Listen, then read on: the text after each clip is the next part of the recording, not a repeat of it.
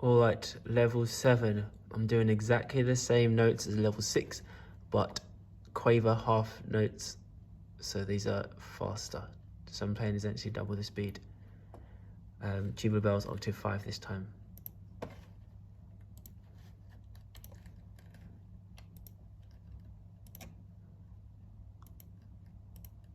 Tubular bells. This time I'm going up to octave 5. And I'm going to slow the tempo down. A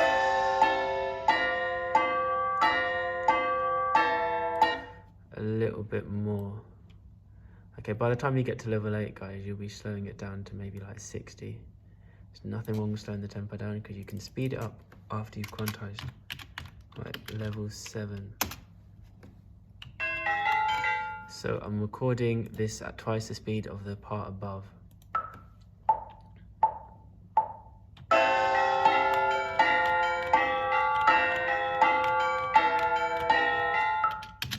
There we go.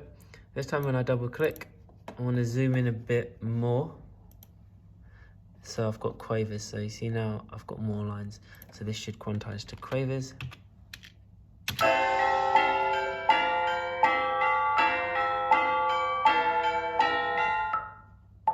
And that's fine.